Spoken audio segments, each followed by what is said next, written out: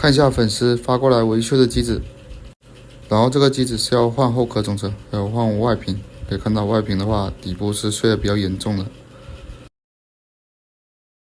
然后像这个后玻璃的话，就完全碎掉了。然后看一下中框，中框也是断了。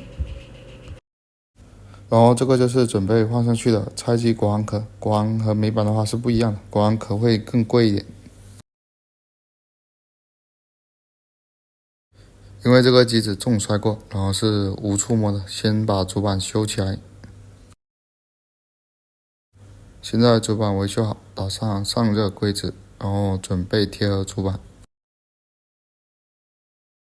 现在在加热台上贴合主板。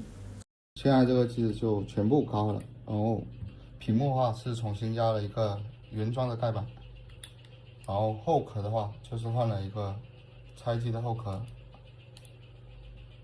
拆机国行的，然后这个是换下来壳，然后这里是断掉了，这边断了，这边也断了，这个也断了，错位了，然后后玻璃碎，然后原装后玻璃就是看这个，这本身就是原玻璃，这个换下来旧壳，然后换壳的时候发现有一条线也断了，蓝牙天线得重新换一条，这条就收30块钱，很便宜的，就顺便一起换了。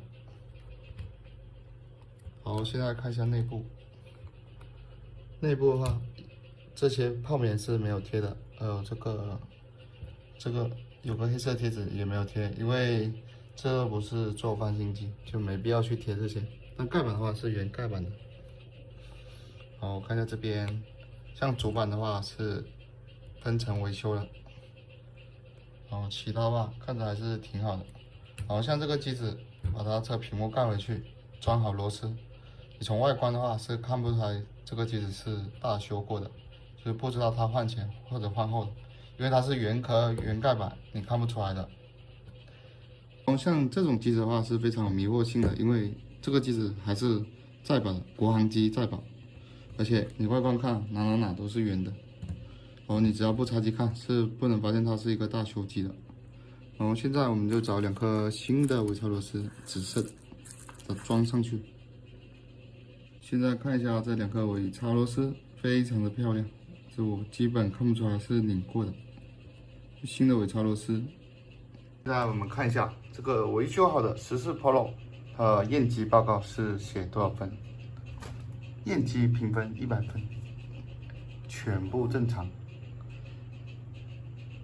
然后像这个机子的话，它验机报告是可以全绿的，哪怕这个机子换过后玻璃、换过前玻璃、修过主板，它只要没换摄像头、没换电池，它就能做到全绿，而且是不需要你自己去改的。然后像这个机子的话，直接放到某鱼去卖的话，别人根本没办法发现它是一个维修过的机子。相反，大家可能会觉得它是一个极品机，毕竟它是国行还在保的机子。然后你美滋滋的买回去，实际上它就是一个大修机。